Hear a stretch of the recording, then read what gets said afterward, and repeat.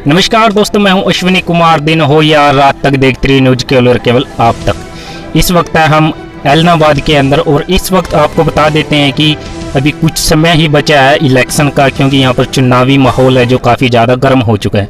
अभी आप पीछे देखेंगे कि कार्यालय उप मंडल अधिकारी नागरिक एलनाबाद, यहीं से जो इंडियन नेशनल लोक दल के उम्मीदवार हैं अभय चौटाला जी यहीं से नामांकन अभी करके गए हैं। और हम आपको बता देते हैं कि अभय चौटाला जी ने यहाँ पर क्या कुछ बोला है कि जो कांग्रेस सरकार है, यदि कांग्रेस सरकार किसानों के हक में होती तो अपने जो 32 एमएलए हैं वो अपने पद से इस्तीफा दे देते तो सरकार एकदम से बीजेपी की गिर जाती।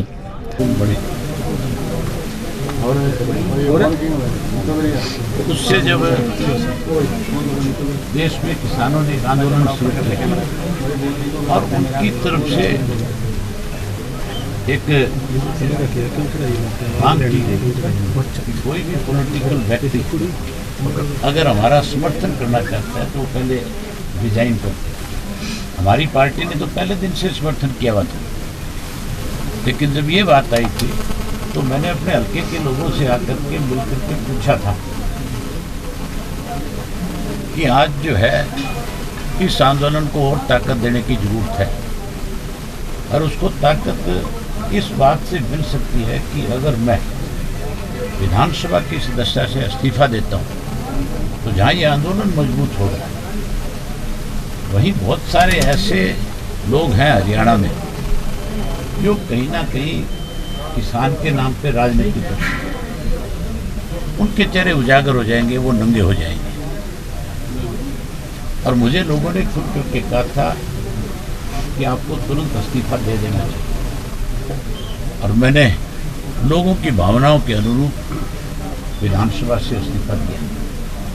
और अब जब चुनाव आया तो इस चुनाव में भी मैंने हल्के के लोगों के जिम्मे छोड़ा था कि आप ही फैसला करो कि आपके यहाँ से कौन चुनाव लड़े। तो हजारों लोग जो है एक पंचायत के रूप में इकट्ठा हुए, चौपटा में इकट्ठा होकर के उन्होंने अपना फैसला सुनाया और मुझे कहा कि आप फिर से विधानसभा का चुनाव लड़ो। ये लड़ाई तो एलनाबाद की जनता की और उन लोगों के खिलाफ है जो काले कानून बनाने में मददगार हैं, जिन्होंने काले कानून बनाए। कांग्रेसी दूध से धुले हुए नहीं है। कांग्रेस के लोग अब कहीं उंगली पिटा के शहीद होना चाहते हैं, किसानों की बात करने लगे हैं। इन कांग्रेस वालों ने 2012 और 13 में इसका ड्राफ्ट तैयार किया।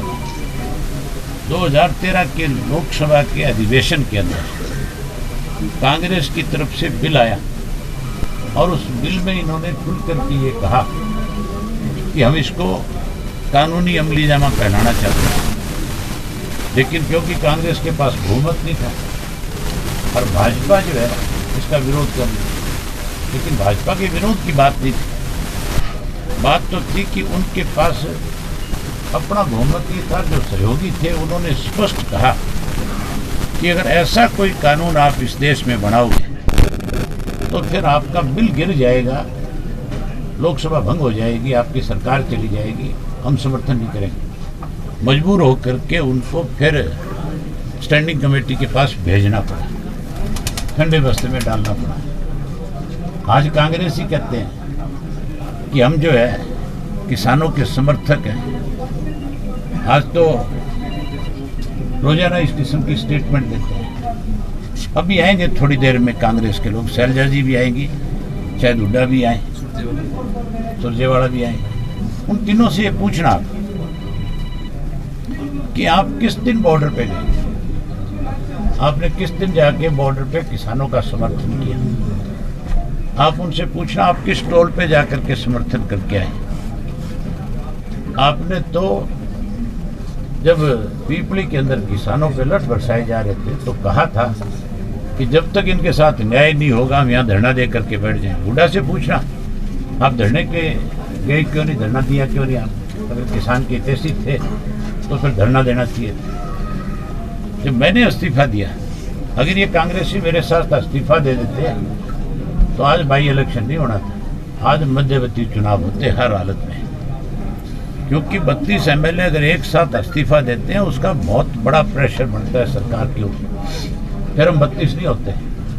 फिर बहुत सारे और ऐसे एमएलए थे जो उस वक्त इतने डरे हुए थे, जो हर हालत में इस्तीफा देते और ये सरकार गिर जाती। क्या इस्तीफा आगे जी उसके बाद की बताता हूँ।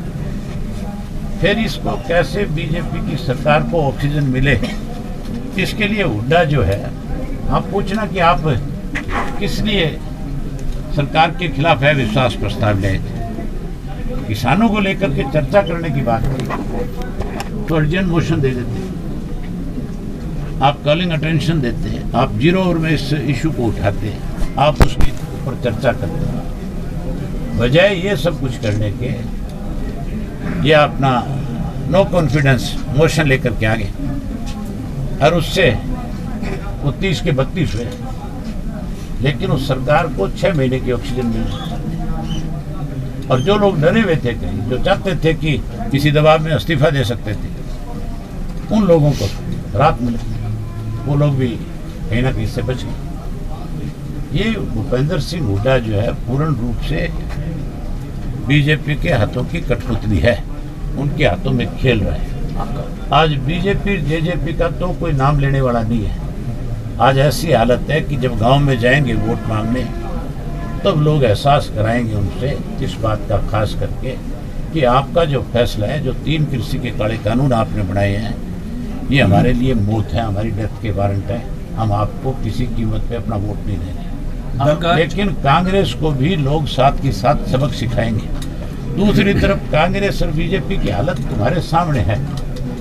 आज जो है इनके पास अपने कैंडिडेट नहीं है। एक आदमी 10 दिन पहले कांग्रेस ज्वाइन करता है, कांग्रेस वाले उठा करके उसको टिकट दे देते हैं। एक आदमी पहले दिन बीजेपी ज्वाइन करता है और बीजेपी वाले उसको टिकट दे देते हैं। तो दिवाली अब पिट गया कि नहीं पिट गया, या कुछ बचा इनके पास? आपका चौथा तो आप ये पूछना उनसे। नहीं, मैं आपसे एक बात कहना चाहता हूँ। आप उनसे ये पूछना कि क्या सरसा जिले में, क्या एलनाबाद के अंदर कोई ऐसा कांग्रेसी नहीं मिला तुम्हें जिसको तुम अपनी पार्टी का टिकट दे करके चुनाव लड़वाते? बीजेपी वाले तो बेचारे, कल आपने हालत देखी थी उनकी, तो वो तो बड़ी मुश्किल से जान छुड़ा करके भाग करके गए। इनसे जरूर ये बात पूछना कि तुम्हारे पास कैंडिडेट नहीं था, तुम्हें किसी आदमी पे भरोसा नहीं था। अगर भरोसा करते किसी पे, तो फिर कांग्रेस का उम्मीदवार आना चाहिए था, ना कि पैराशूट से उतारने वाला उम्मीदवार आना चाहिए। वैसे कांग्रेस में भी गुटबाजी सामने आ रही है। भरत सिंह बेनीवाल ने अपने कार्यकर्ताओं को, नेताओं को बुलाया, समर्थकों की मीटिंग बुलाई। भरत सिंह पुराना कांग्रेसी है। भरत सिंह को तब तो मेरे सामने बलि का बकरा बना दिया था जब बाई इलेक्शन था। लेकिन अब कोई, मैंने भरत सिंह के जो सोशल मीडिया पे उसने अपने एक वो बना रखा है, उस पर लिखा है, आपने वो पढ़ा कि नहीं पढ़ा? उसने लिखा है कि संघर्ष हारा, पैसा जीता। तो इसका मतलब टिकट तो पैसे से आई। कांग्रेस ही तो अपनी टिकटें पैसों से बेचते हैं। जो लोग टिकटें पैसों से बेचते हैं, वो किसान के कैसे हमदर्द हो सकते हैं? दल बदल से लोकतंत्र जिंदा रह पाएगा? दल बदल जो चल रहा है, लोकतंत्र तो जिंदा बचेगा 3 तारीख को जब नतीजा आएगा, 2 तारीख को, उस दिन जिंदा होगा। आपका चौथा चुनाव है, हालांकि आपने 3 चुनाव बड़ी लीड से जीते हैं। इस बार क्या लीड लेने की उम्मीद आपको? आजकल चौके लग रहे हैं कि नहीं लग रहे हैं? देखते हो कि नहीं देखते? मैच आईपीएल चल रहा है ना, छक्के भी लग रहे हैं जी। तो चौका लगेगा, अभी छक्का भी मारूंगा, चिंता मत करो।